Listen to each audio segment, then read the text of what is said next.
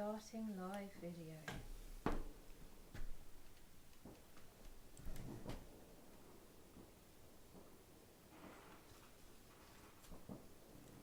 With live fireworks complete. Ah, right. Okay, so we're live. Good. We are. Okay, since we were here last, a week ago tonight, I had the opening of my 2-month-long exhibition on Sunday, which was to run from the 1st of November to the last day of December. And then we had lockdown. So I met a few people who talked to me online, which was great.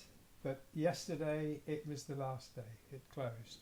So we have a plan, and that is that instead of doing this next week, clearly I haven't finished it yet, but instead of coming back and finishing it next week, we're going to take the setup and Christabel to the gallery, to Trading Boundaries, and we're going to do a film of the exhibition while it's still set up and talk through all the pictures there. So that's the plan for at least next Thursday, and possibly a Thursday, the next 2 Thursdays after that, because there's quite a bunch of pictures there, and some you will have seen and some you won't. So I'm hoping you'll join us, because it'll be good fun, and we'll see you there. In the meantime, I guess I'm going to continue playing with this. So what I'm looking at now, I've got this in the background, not finished, but finished enough. It's presence there. I'm going to do something you might think I do all too often, which is a row of rocks, but that was the story behind the Close to the Edge. They never really appeared until 1976. They should have been on the going for the one album, but they weren't. Anyway, as it's part of the story, they will be here. So I will have the rocks here, maybe 1 or 2 outliers, and then in foreground structures. So that's where I'm going with this. And I've been looking at a grey. This is probably too dark. And I was thinking that is probably too light. So somewhere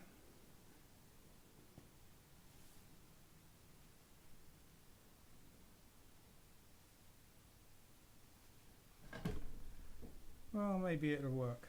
Maybe it'll work.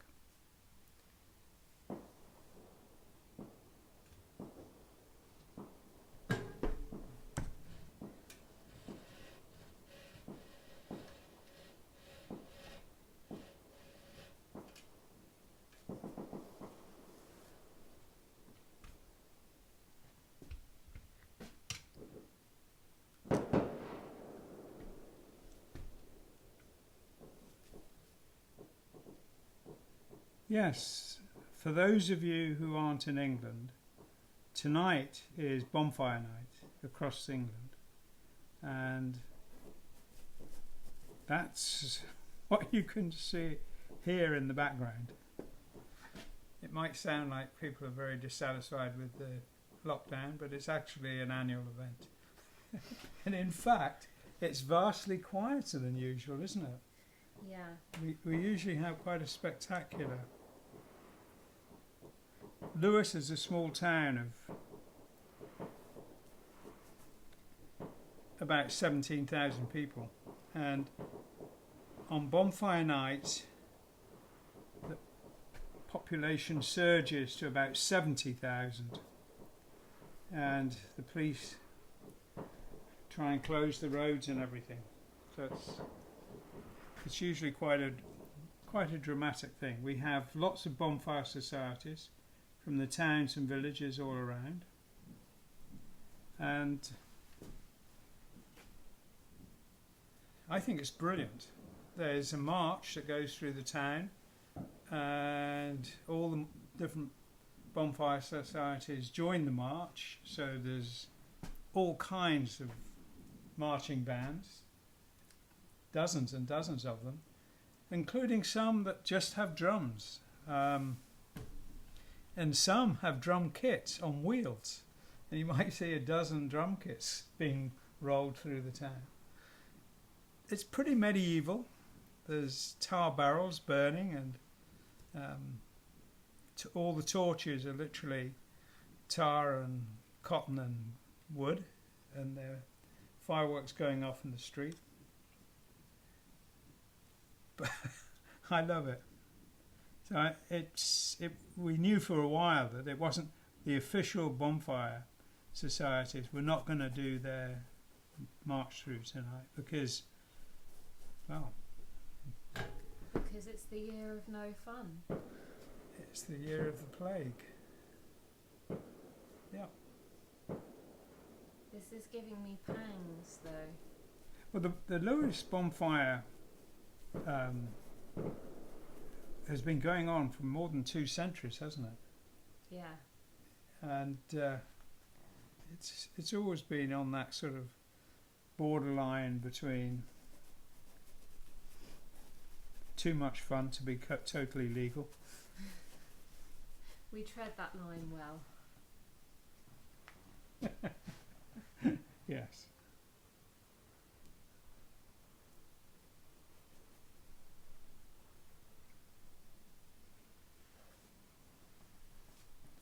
Are these going to be floating rocks or normal rocks?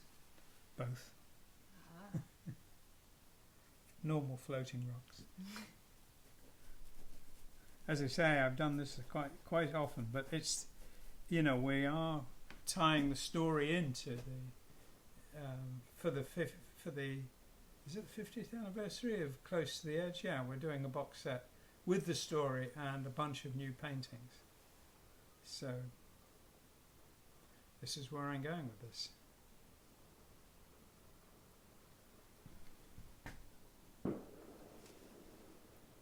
What I'd love is if through the window behind you, we could see the fireworks. And maybe if I lift that up, we can CGI in the fireworks later. It's just a massive... Well, I'm not sure you can see them from here, can you? Well, you can't, but wouldn't it be picturesque if you could? Clearly I'm going to have to give up my job and trade jobs with Christabel. I think she's been scheming for this for a while. Sowed the seeds gradually.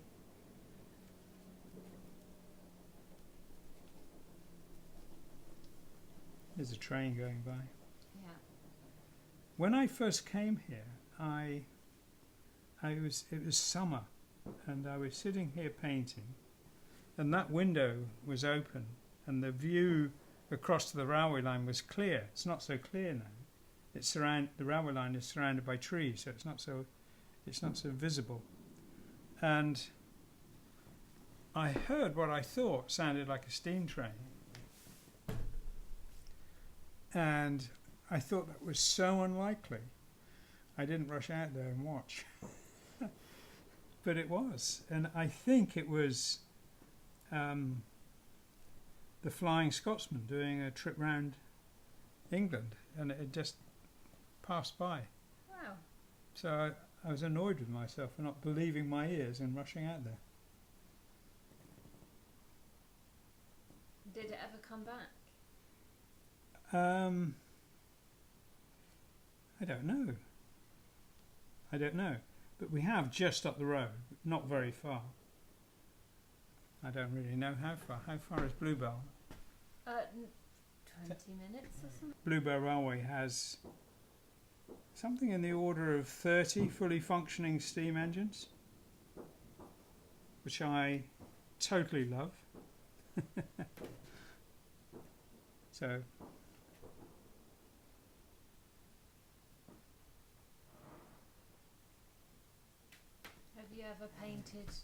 Have you ever gone to the Bluebell Railway and painted trains?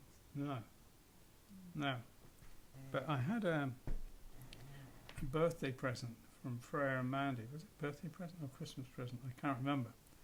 And it was a hour's ride in driving one. Driving one, wow.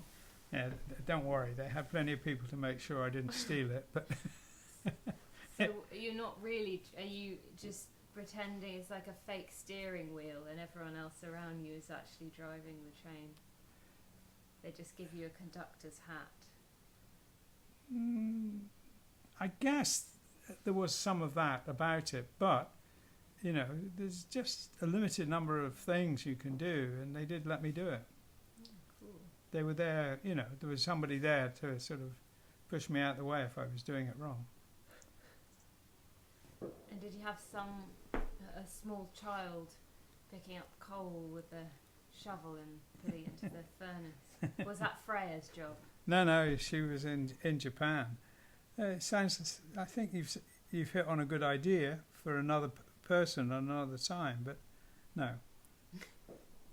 What was a shock and a thought about how easy kids have it today is that you know, we know it takes a long time to be a train driver. Back in the day, they used to have to train for ages, and the apprentice engine driver was the fireman.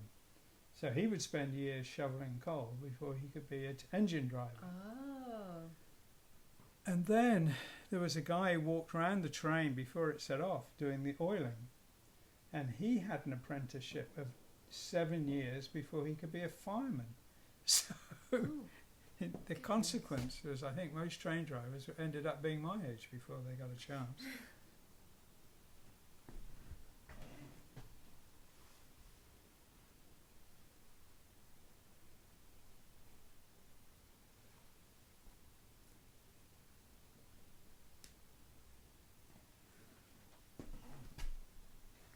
Now,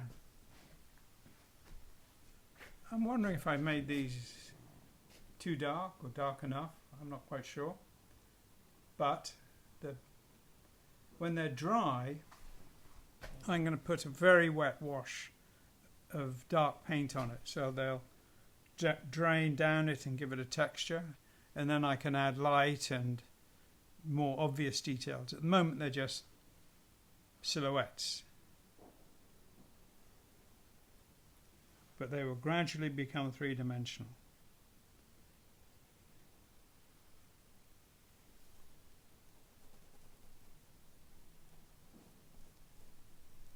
It's interesting when they go on like that, just as silhouettes, because they could be three-dimensional objects popping out at you, or they could be cutaway holes through the rest of the painting. And I guess that's just because you don't have any shadow or highlights or any form on them yet. That's right, but they will have it. Is that your question, or was this? Yeah, that was me thinking that was interesting, because I assumed that when you put layers of paint on top of a paint, you would just tell which layer was the top layer. But from looking at this, you can't necessarily tell that. No. It'll all sit into space properly at the end.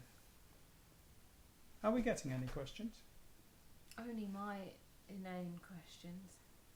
Are we connected Lots to of the right hellos. Facebook site? We are. We've got 150 people watching. Oh, okay. Mesmerised. Please ask your questions. Only if you want. Unless they've already been asked.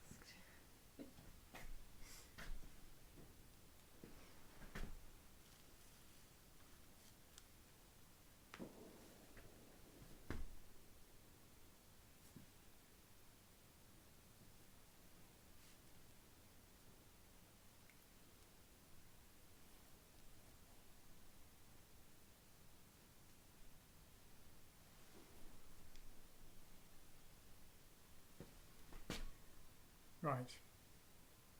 All I have to do now is wait for it to dry.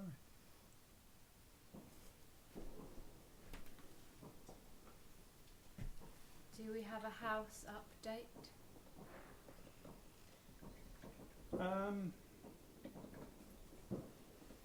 Yes. Not much of one, but yes. I'm not quite sure where we were last week, but Tony, who is doing the work on the prototype out at the industrial estate, had been ill, and we met up last week to strategize how we would go forward. Because we're now hitting winter, he needs to keep it watertight while we prepare the ground for it here. We can leave it in bits for 24, 48 hours, but you don't want to leave it in bits for days, weeks or months. So we've had to figure out how we can have it watertight, in bits, ready to move at a moment's notice. And that's sort of where we are now. We've got to rethink the team who are working at setting it up at this end, and that still has to be done. Do you know what? I really did think we'd have it all done by July. Did you? I did. Do you plan where the floating rocks go beforehand, or just look at the painting?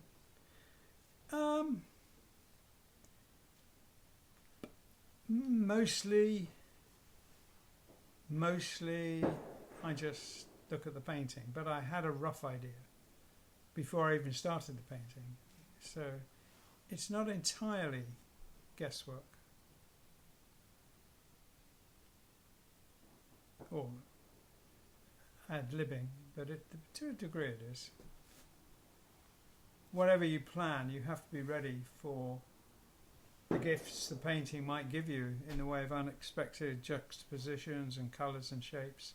So yeah, I keep a relatively open mind when I'm working. Now, if I was on my own, I would be listening to a story and staring at this, not worrying that the paint wasn't dry, because I would be entering into it, as it were. But that seems a bit harsh on you guys, so I'll keep it moving. It looks like some are dry, so that's good, but not all.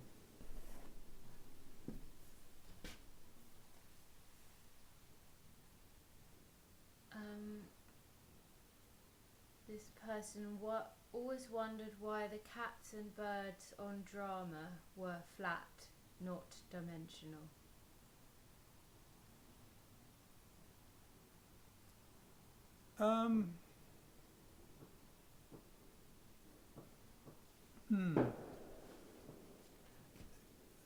I wanted the cats from the beginning were meant to be black, not tabbies. And I did add highlights, and I made a kind of a dog's dinner of it. Well, at least I wasn't satisfied with it. And it just looked that little bit more spooky and sinister with, just a shadow form moving across the foreground. And so, having done that with the cats, I let the birds work the same way. I often just do that with figures and things. Sometimes, a full-on painting, like the owls were a full-on painting and things like that. I enjoy doing that.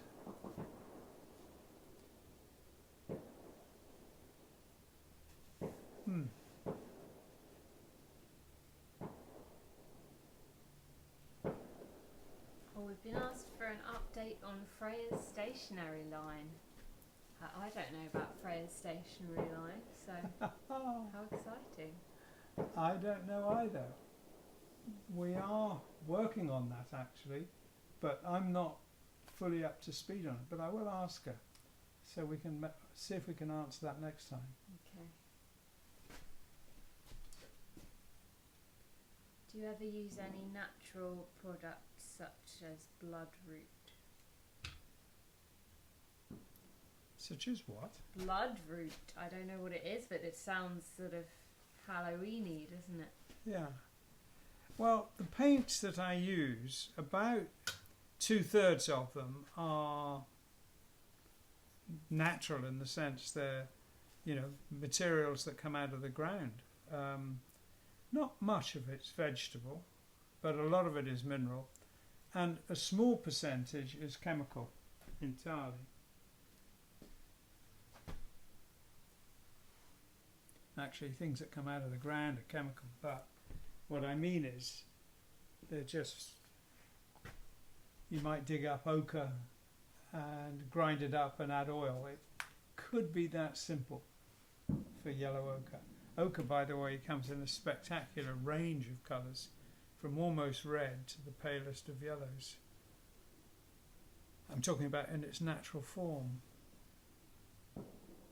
Other things that are natural are also dangerous chemicals, like cadmium range of colours.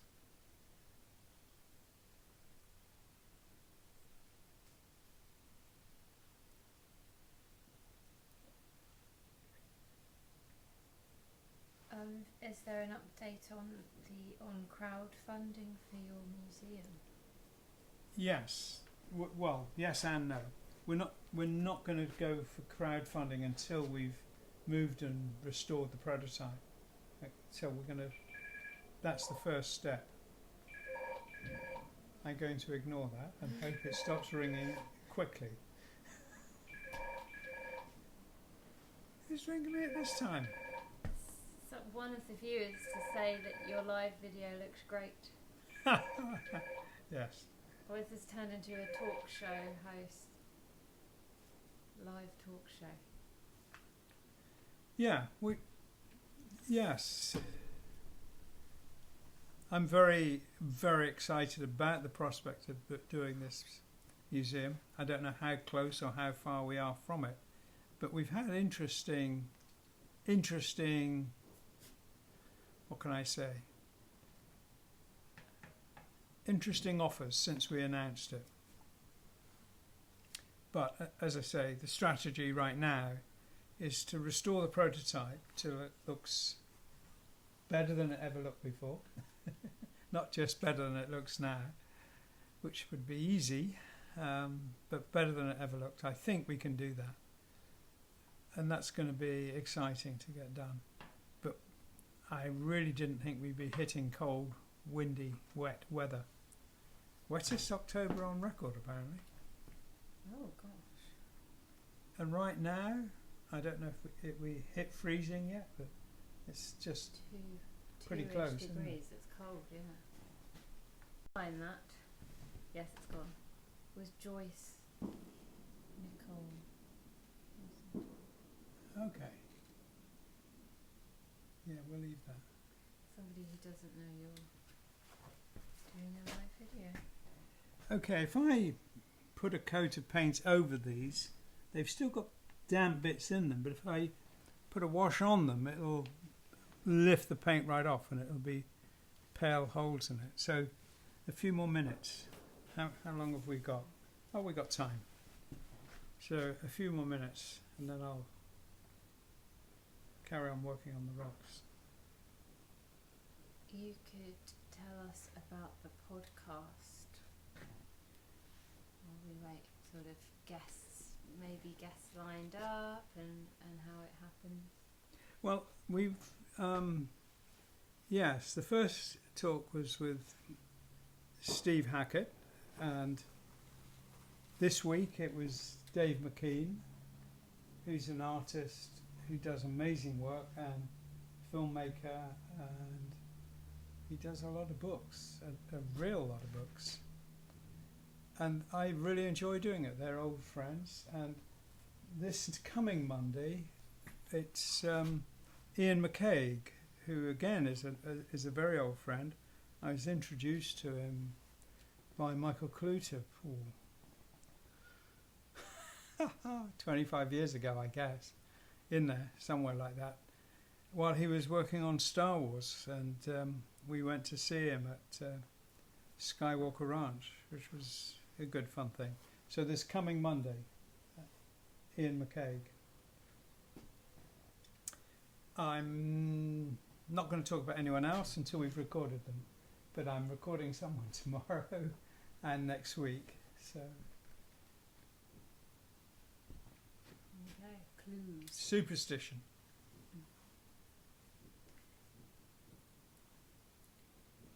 don't you use a hairdryer to dry the paint? I don't know if that's a question or a suggestion. I do. I do. Let me have a look.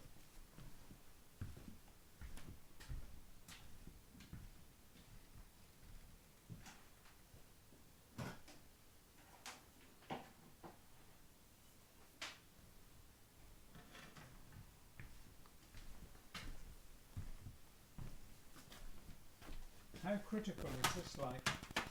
Gives us a general ambience, doesn't it? Yeah, that we can still see the painting now. You can still see it. Yeah. Okay. Good plan. Whoever suggested it. Now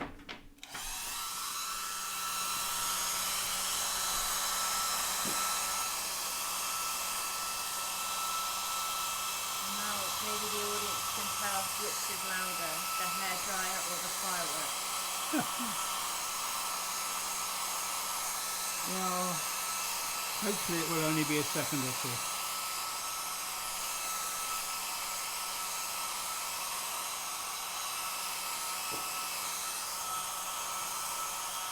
Do you think it changes the overall effect at all, noticeably?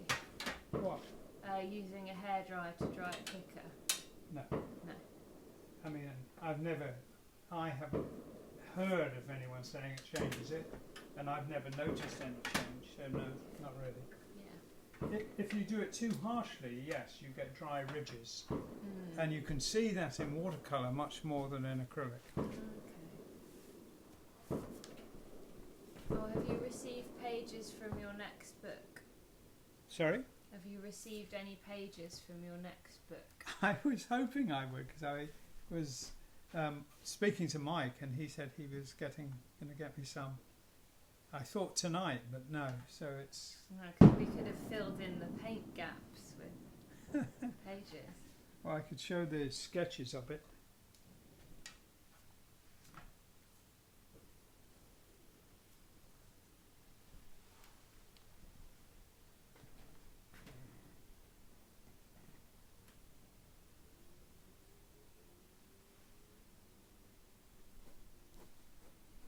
Ooh, too much.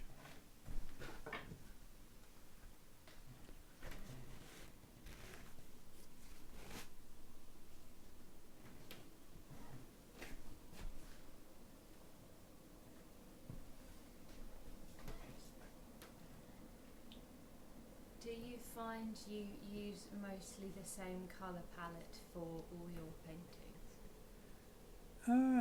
No.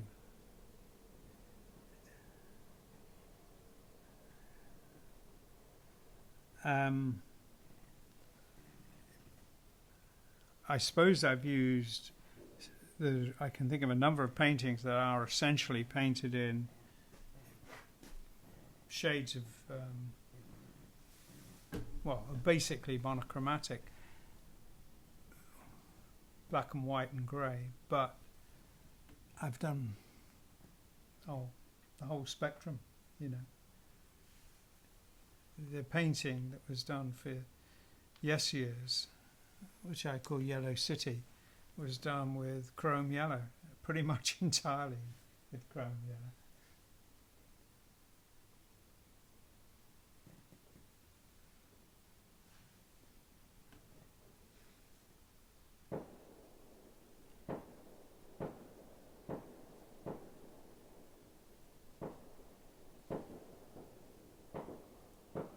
What this thin wash of, this is a mix of three primary colours that tends to come out at a slightly bluish black if it was used drier. What it'll do is put texture into the rock, and so when I start putting form in it, there will be a texture in there. But I think it would have been more obvious if I'd made the rocks paler. And we've got bits escaping. Well, kind of inevitable. Have you ever done a whole painting that you've loved and then added in some floating rocks and gone, oh no? I've ruined it. No, not really. I can always fix a painting. Can you paint the rocks out if you don't like them? Oh yeah. I've painted out. I've done paintings where I put something in, photographed it, and decided I didn't like it. Painted it out, painted something else, and done that process several times. It's happens.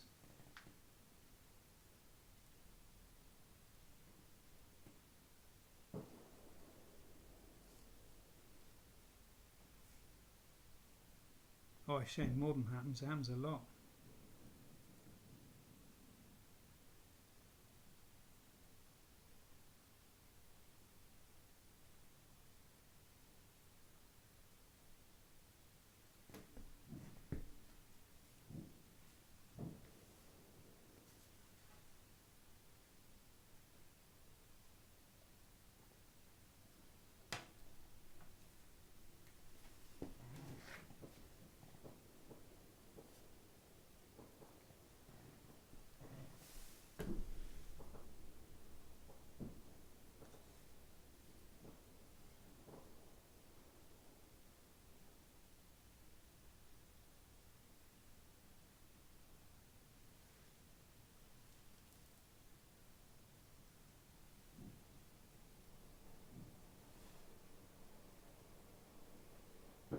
I am thinking that although I've nearly finished painting these rocks, that I might repaint them paler, so that the texture on top shows more.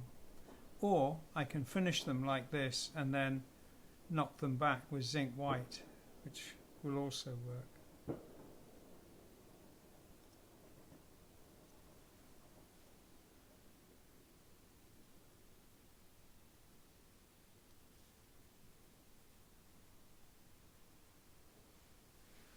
How did you first come about with the idea of floating rocks?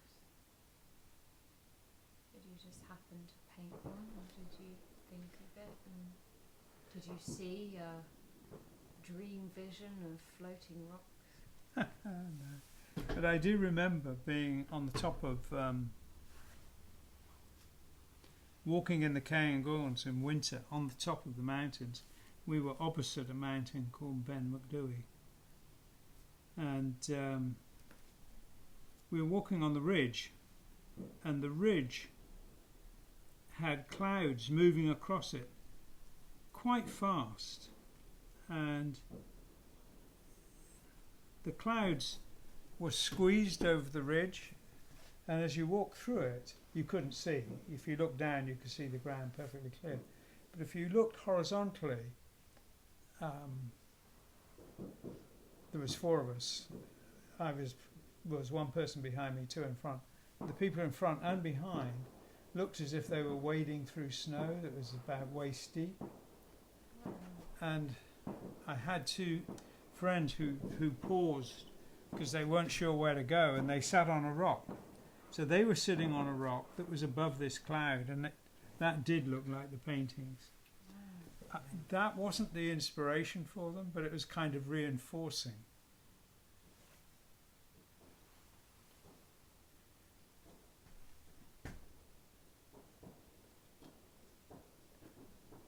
I used to love doing that. I didn't do didn't do any serious rock climbing. Mostly we took the easy route up mountains. It was just wonderful being there.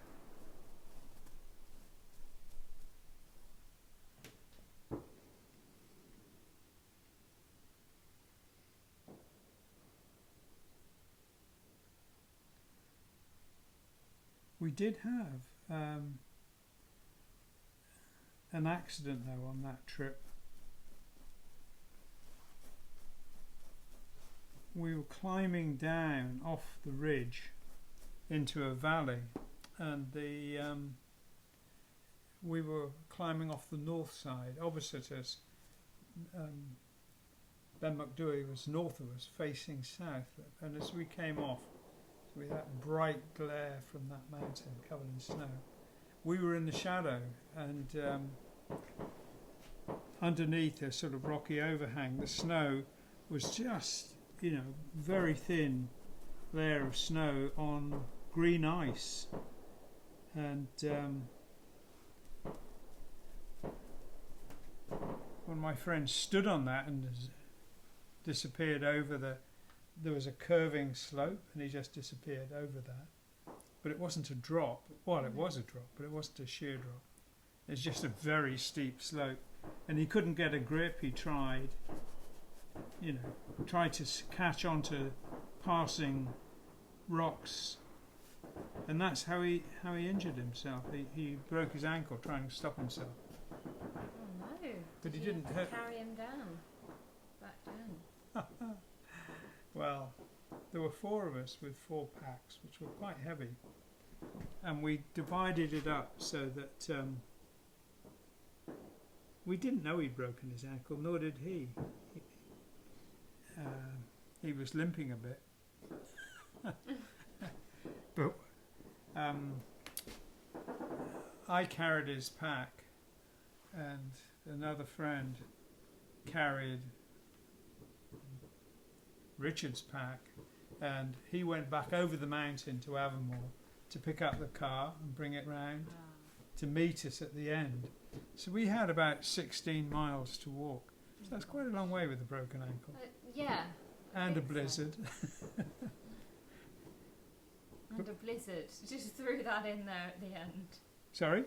And a blizzard, casually mentioned at the end there. Well, when we started, it was lovely. It was a fantastic day. And even when we started walking down the valley, after we'd sorted out the packs and everything. You'd ignored all the dire warnings of blizzard in the news. We had no news. We'd been up there a day or two, so, nothing is current after a couple of days.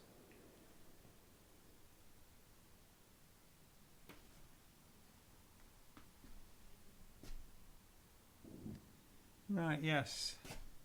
There is an interesting texture there, but it is absolutely too pale, too dark.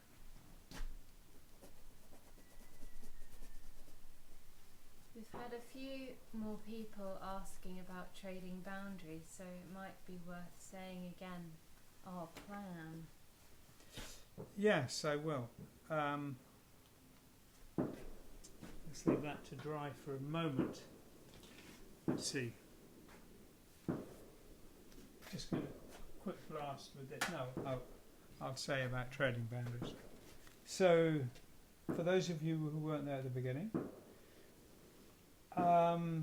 my show at Trading Boundaries, which was supposed to be 2 months, was stopped yesterday after 4 days because of lockdown.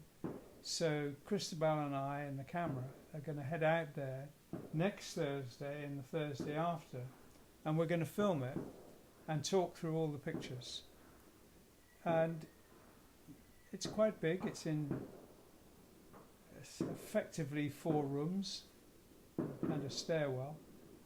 So we probably do it in 2 weeks, but maybe more. So if you care to join us, you'd be very welcome. Same time, same place next week, but we will be at Trading Boundaries and filming. Through the magic of the internet. There you go, that's right.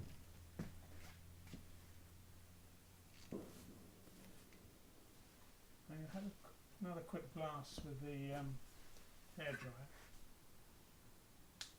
Not that I'll then be able to finish it though.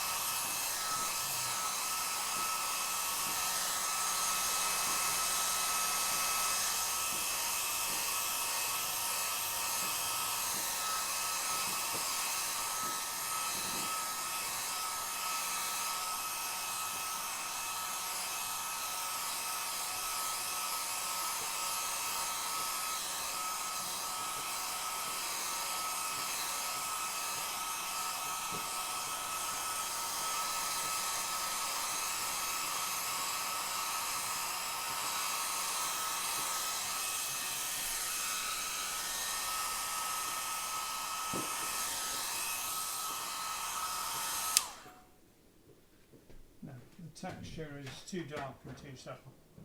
So I'll have to maybe not. I was thinking maybe I'll have to rework it. I'll certainly think about that. It's a possibility.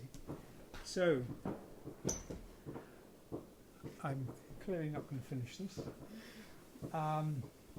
We are a few minutes from the end, so I'm just going to recap. This is effectively the middle distance, and I'm going to put detail, highlights, cracks in the rocks, whatever, and then it's going to be behind foreground structures, which will be about here. So these will be much fainter, either because I knock them back and then redo them, or because I finish them and then knock them back. Whichever way I do, they'll be quietly going further back into the middle distance. And recap on the what are those things called that we do Zoom talks. On Monday I'm talking to Ian McKay, who is a brilliant figurative artist. He's just amazing, that just does fantastic work, and you'll see his work in he designs for movies. He's worked on 6 Star Wars movies plus a bunch of others. Anyway, we're chatting on Monday, and last Monday was Dave McKean, and the Monday before Steve Hackett, and you can see them all, and there will be more every Monday thereafter. I think it's about time we're wrapping up. We've got about 3 minutes. I don't think I'm going to finish this in 3 minutes. So if you've got any questions, fire away. We just had one question, or a couple of questions.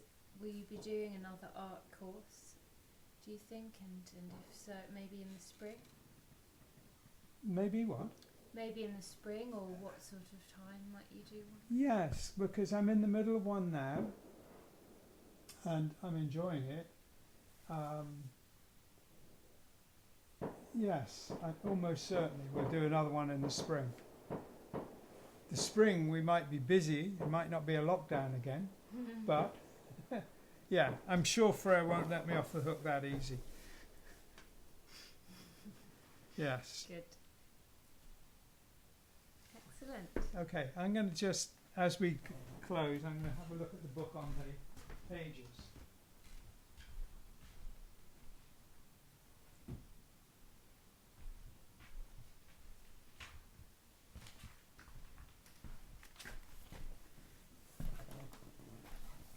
So I'm showing you this because I don't actually have,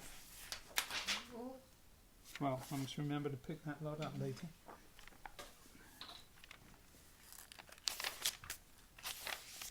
So these are the page layouts. I've done about, I don't know, 80 pages, 100 pages so far.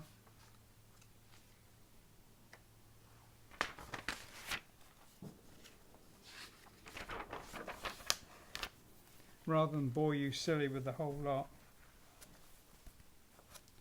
let's see if I can flick through them. Oh, that didn't work.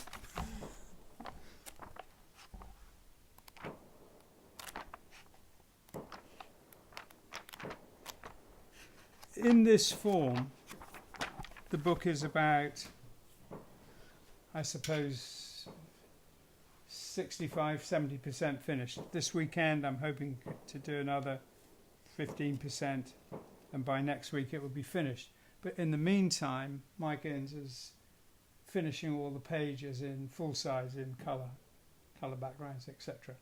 So the work is going on in parallel. He's finishing it while I'm still laying out the designs. A quiet evening apart from the bonfire. Thank you very much for joining us. Next week at Trading Boundaries.